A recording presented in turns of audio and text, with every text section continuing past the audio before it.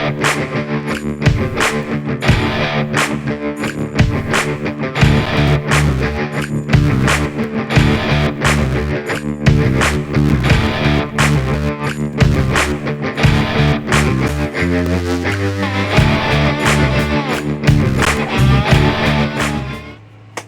to have you along, and I am purposely dressed this way because I have not taken these clothes from my mishap off. So therefore you see paint on the side of my head, all the way under. I pulled some of the paint out of my hair. I wiped a lot of it off, as you might be able to see fingerprints. Pulled it off here. But anyway, to let you know that I make mistakes too. Fortunately, I didn't do any damage to any part of the house. So on the outside of the house, on the corner of the house, and the ladder was set, and there was a really bad spot. And I didn't want nobody else to do it, so I did it. It was an 8-foot ladder, leaned against the house, and I painted everything I needed to do, but being who I am, I'm trying to do a little more. I reach around the corner, and I'm painting for a while, and I get a little further, painting for a while, and then I get a little further, and the ladder goes, ugh. So then I go down, hit the gutter, bend the gutter, knock the gutter off. It gives me a little bit of idea that I'm going to crash with the ladder. I crashed. My wife's having a blast with this. I crashed down. I did land on my feet, and I was holding, so as not to get paint everywhere. I was holding a pen that was for a little roller and had paintbrush in it.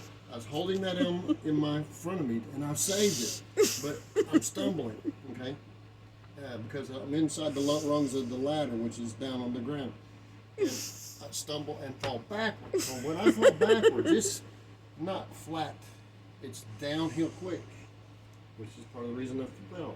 Anyway, I fall over backwards, which throws this thing up in the air. And as I'm rolling over. Now this paint's getting all over me.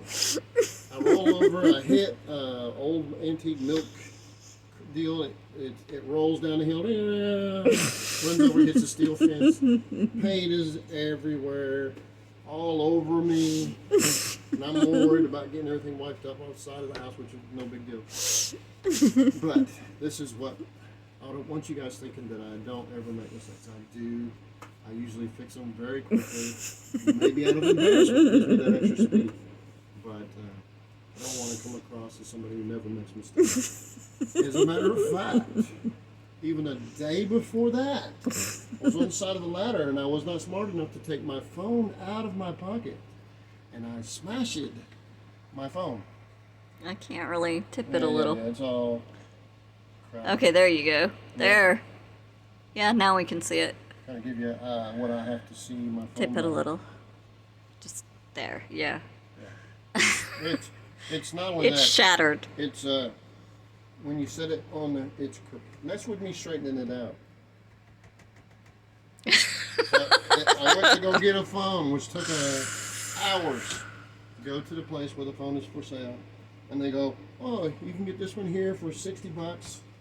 It's actually $110, but we discounted it down and get it $60, and it does about half as what yours does. Smaller screen. No, that's not what I want. Okay, then we have this one over here, and it does a little bit more than yours. It's $200 with a discount.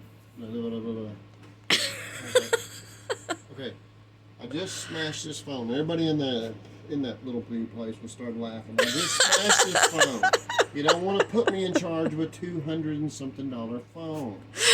I stay around $100 so I don't feel real bad. That's why I wear cheap sunglasses, because I don't want to hurt my feelings when I step on it. Okay. So I have a whole bunch of phones. And I go, well, how about this one? She goes, oh, yes, it is. I said, okay. Well, why not just get that one? Well, we don't have that one. I said, hold on a minute. Why don't you just tell me which ones that you have? Well, we have these two little bitty ones that are too small for your needs, and you have this other one over here. You got 3 phones available? That's it? That's okay, I guess I'll be coming back. Thank you for your time and all your information about the phones you don't have. Everybody starts laughing. So anyway, to let you know, I do make mistakes. And I just try not to make a lot of them. I'm gonna back up a little bit so they Yeah, can and see it's- your whole body. It's modern art. You know, somebody was really mad when they were stinging him. All I could do was laugh when he came home. Yeah, it was a lot of laughter. Belly laughter. Big, lots of air coming out of her mouth. Laughter. This is not what you get from somebody who doesn't like you. They wouldn't laugh as hard as she actually does. Because of that, you know, she had a lot of laugh, which is what our relationship allows. I'm not such a proud fellow that I can't have people laugh at me. As a matter of fact, there were other people there who said, "What is all that noise? What happened?" You know. Then the can goes rolling down, bing, like a cartoon. So yes, things like this happen. So I want you to know, because I don't want to come across as somebody who's a know-it-all and never makes a mistake. But I do try to be honest with you guys. And in the name of honesty, I didn't do that for that, but I am showing you that I have done things. Oh, and the day you busted your phone, you also ripped your pants. Oh yeah, they were adding to my the same day. It was fairly new pair of pants, and I really, that means I got a big butt or a big gut, one or the other. But let me tell you something, another story to add to this. I have a bit of skill in lining up big, long mobile homes into spot, and this was the 90-footer for, I think it was, anyway, it was for a mobile home company. They sent me all the way to Little Rock, where this house had burned down, and they built a bulldozer, a spot for this huge double wide, much bigger than the house had burned. Anyway, they said, "Phil, we're going to send you down there, send you your crew. I know you get $150 an hour. We'll pay for all that. And even if you want to put a motel, I need you down there to guide this thing in. It's going to be tricky to get it on the pad. Dirt. It's okay." So I put one guy up front with him. I put one guy off to the right, and I'm on the left where the driver can see me in his mirror. So the mirror is, you're driving a trailer that big. We put the first one on, no big deal. The second one, the bulldozer had been all over this thing, and the site, you could barely tell where the burnt house was. Anyway, the only thing he can see is in the mirrors, because mirrors are extended way past the mobile home. Maybe I'll show you guys a video of that sometime. So he says, this is the way he describes it. I look in my mirror, I see you, and you're saying, "Come on back." I look in my right mirror, passenger side. I see your guy, he's saying, "Come on back." I see the guy up front. I glance back to you. I glance back, I glance back, and all of a sudden, all I see is your head sticking out of the ground. I stopped. Nothing wasn't right in my mirror because your head was about 6 inches, your chin was about 6 inches above the ground. So, meanwhile, back at the ranch, which is my world, I'm trying to hold my phone above. What I had fell into was a septic tank. They had drill bulldozers all over it, and it cracked. The grass was still on there. It was like a lion trap or something, but not as good. Okay, so it wasn't full up to here, but any poo on you is not good. So I was about knee deep in it, and I couldn't get out. So like a mouse in a bucket or something. Couldn't get out. I would have liked to have been able to get out before they got there, because they couldn't hardly stop laughing so hard to get me out. I was like, "Man, I'm not going to let you guys pull me out if you're going to let go, and I'm going to fall back in. Get yourself together." Yeah. Everybody was bending over. I can do it. No. Okay, I'm trying to get, come on! I'm trying to get out of this, okay?